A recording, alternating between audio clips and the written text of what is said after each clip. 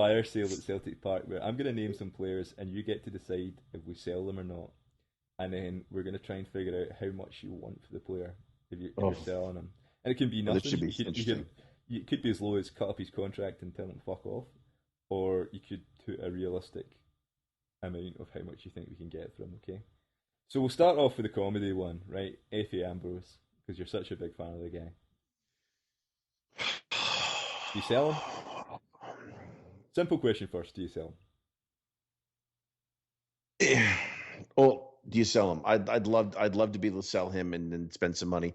And the answer is yes. And the reason being is because I mean I mean he's played well the last few games. He played decent today. I thought he was Uh, breaking. he Mind you, he he's played playing the decent first today. division team, so Well, I mean, listen, he played decent today. Um, and you know, what I statistically, apparently from was it Premier League stats or something like that, I read that he was the top player for us against Salzburg. Yet I saw three or four different times when he basically you know uh didn't do very much or let the there was fell a asleep at the point. back post, let player. Definitely one point that stands out in my mind where he got the ball at centre half position. I think it was right side of centre half position. Hmm. He had it. So he's on his right foot and he's right footed, if I'm correct.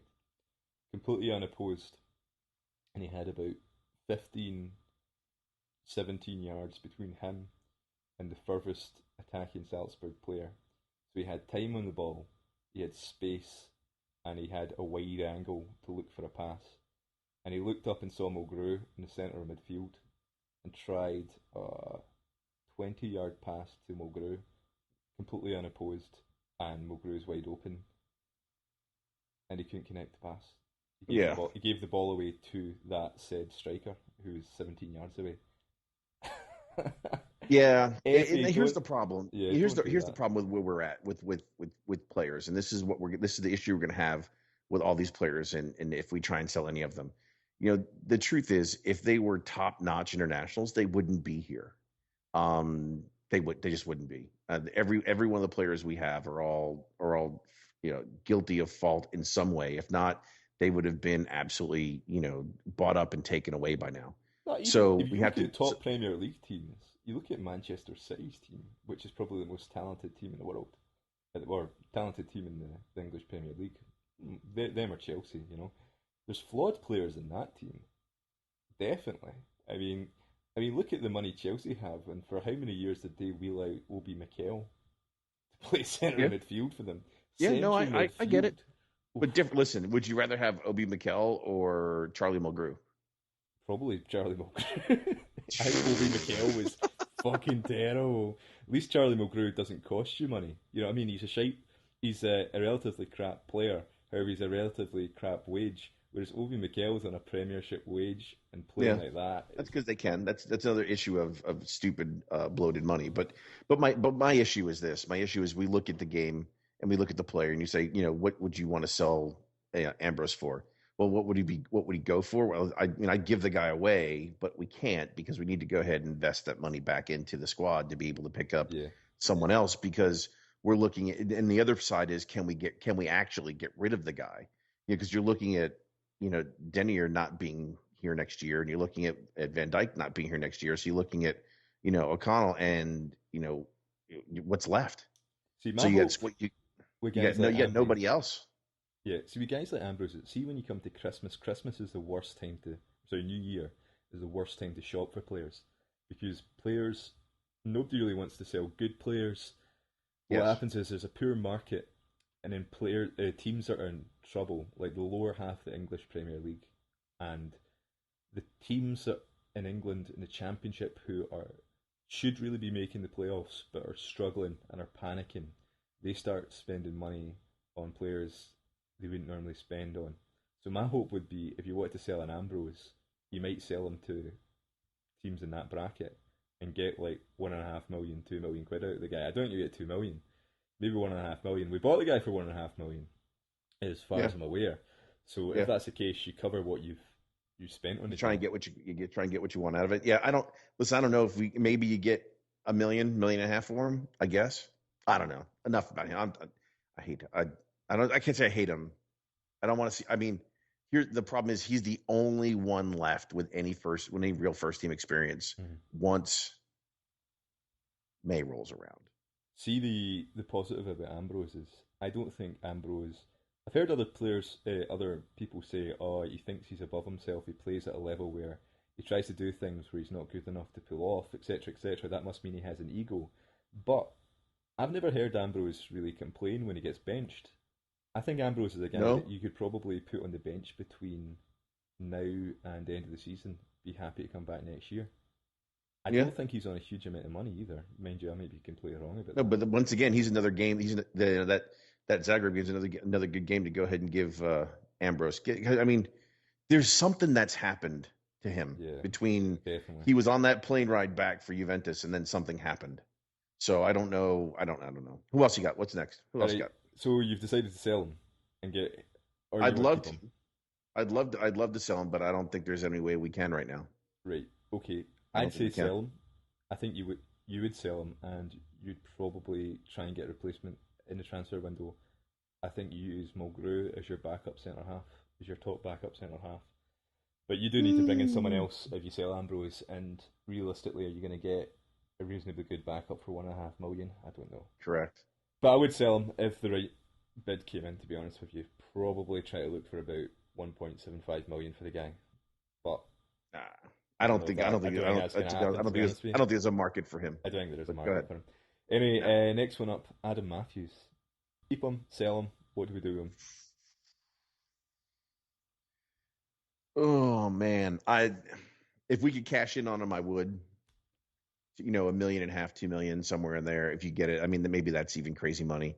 Um, he's now just finally beginning to get some games because he's healthy, and Lustig has a hamstring issue. Mm-hmm. But I think the way you can say I can sell him is if you're able to bring Fisher through Mm-hmm. and give him an extended run. But after that, until Fisher gets 100%, like I said, we said the other day he played in that development match, but until he gets an extended run, then I don't think you can. You know He's what? covering. That's just what it is. Matthews kind of reminds me a lot of Mark Wilson, where Mark Wilson stayed at the club for absolutely ages when he potentially wasn't the most talented of players. And one of the reasons we kept him for so long was he was a player where he was reasonably effective, but he wouldn't have commanded any form of transfer fee to get rid of him. As in, Yeah, if we tried to sell Matthews now, we'd get buttons for him. So there's no point right. in selling the guy. He's also, I don't think his wage is particularly high. Mark Wilson's wage was particularly low. So it's like, well, why do we sell this guy? He's also like a guy who appears to be happy to play in a squad role. Right. So potentially, is that not your ideal squad player? He is, and he's got speed. And I'm just I'm just hoping for the day that we could actually have Lustig on the back on the right, and then if had Matthews in the right on the middle, Mm-hmm.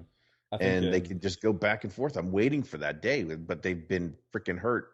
if we played a 4-4-2, like a flat 4-4-2, Matthews playing right midfield. Yeah, Try and do that, like the old yeah, Jackie McNamara role when he played there. But yeah. yeah, but I'd keep him. So I'd keep him. You keep him or you sell him or what? You can't sell him. He's another guy you can't sell Okay, right now. okay, Yeah. Mulgrew. Once again, another player with no market. Um, he's like, he's too slow. We don't even use him for set pieces anymore. Um, I guess he's center half cover. Mm-hmm. I mean, I don't know I mean, I think we said this like in our last show that, our game has changed, our Celtics game has changed, Mm-hmm. and it doesn't fit where he's at. So, if there was a market for him, I'd take a couple 100,000 for him and let him go. I'd have no problem I with think I'd letting him want more go. than a couple 100,000 from compared to Yeah. considering some of the donuts that get sold down south for good money. I'd probably keep him Yes. to the end of the year, but look him on to move him on in summer. I think that's Yeah, probably the way to go. maybe some of your Scotland friends who absolutely loved him in the midfield, who support teams Right. down south, go ahead and The get problem their is they team to go don't. ahead The and buy guys him. that raved about him support St Mirren, but maybe if you just watch St Mirren every week, you think that everybody's class. I don't know, man. Ouch. I'd maybe look to move him on for the right money, but probably sell him at the Yes, end of the agreed, season. I would look to sell him agreed. then. Stokesy, your boy. Oh, my boy, yes, I love him, and he scored again today. the issue is his consistency.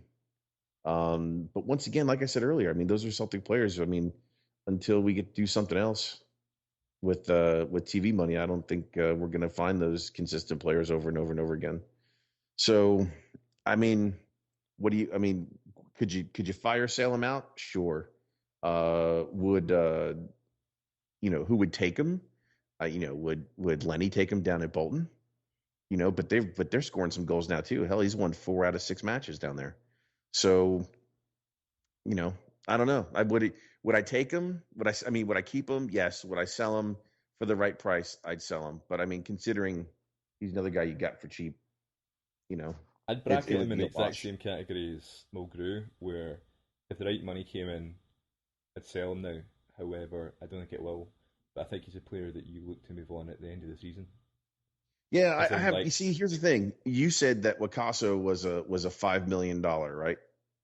To keep. You've heard that apparently somewhere. €5 million. I Five don't know million that pounds. at all. I'm just repeating what I heard on the internet. Yeah, I've done yeah. no research into that at all. Okay, so let's assume that's the case. Do you sell Stokes and Matthews to get Wakaso? No, you don't spend I five mean, do you million on sell four or Lukaso. five guys to keep one? No, you don't keep Lukaso for that money. No, I'm just saying. I mean, you know, I think it's more that's the likely issue. Tonev get a run in the team, and then you sell Stokes and use the £1 million you get from Stokes towards Hmm. the 1.5 million of bringing in Tonev. But Tonev's not particularly showing it. However, he might, if he gets a run in the team, he might develop into a better player.